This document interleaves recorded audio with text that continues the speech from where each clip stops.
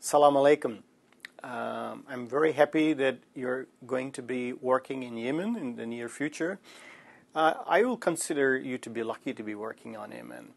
For the first phrase I use, Salam alaikum, is your key to open the hearts and minds of people in Yemen. You don't need tons of weight. You don't need soldiers. You simply say Salam alaikum, and it's not an icebreaker. It actually melts hearts. So I would say that you should learn this greeting and use it as much as possible. I have seen in my own experience of working in Yemen for 5 years that people just drop their guard and connect with you far more easily if you greet them in the traditional way of Salam alaikum. I'll quote you one instance. There was a presentation I was making in front of a very big audience. Then I was making my speech in Arabic, and then I began that with the word Salam alaikum. I opened my speech with the phrase Salam alaikum. I was stunned when the whole audience, maybe about 200 or 300 people, echoed back to me Salam alaikum. I didn't know what to say. It was a very pleasant surprise for me. So I would suggest that you take every opportunity to connect with the people by greeting them Salam alaikum. The third thing you should know is that you should gratefully accept generosity from common public in Yemen.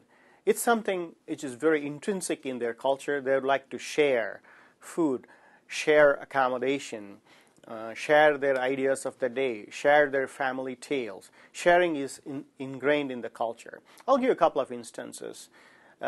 This generosity is particularly evident during the period of holy month of Ramadan.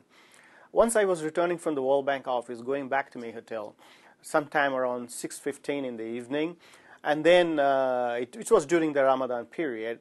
I was already very hungry, and I started nibbling on the cookies I had with me. Of course, I was sitting in the back of the cab. I was nibbling my cookies. And then within a couple of minutes, they announced the time for breakfast. That is the break of fast for Ramadan. And the car stopped at a street corner, and they were giving away food for free. The cab driver had his own food too. He was very, very eagerly sharing that with me, which actually made me feel ashamed that, look, here I am. He was hungry, and I was eating my cookies in front of him. But he instead, when the time came, he was ready to share his food with me. So this is the kind of culture you have. Please be aware of it. I'll give you one more instance. Once I was sitting in a tea place, drinking my tea, and there was this villager type looking local Yemeni sitting next to me, and then he offered me something which he was eating, something like a bread.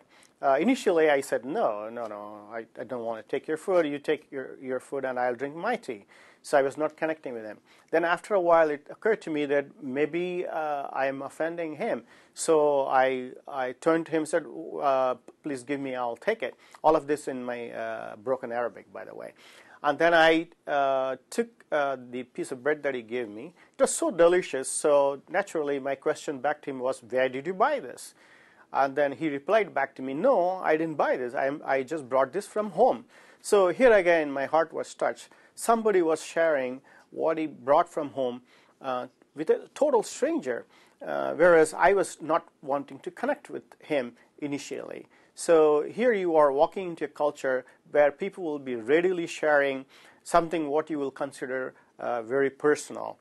And then the flip side of that, the sharing of personal details, is that they might ask you on occasions a lot of curious questions about your personal life. So you should be able to feel this without offending their sensibilities. They will be eager to know who you are married to. Are you married to a foreigner? How many kids you have? And why you stopped with only one kid? They will be very curious, and they will be asking you all these questions. So be ready with some creative answers without offending them.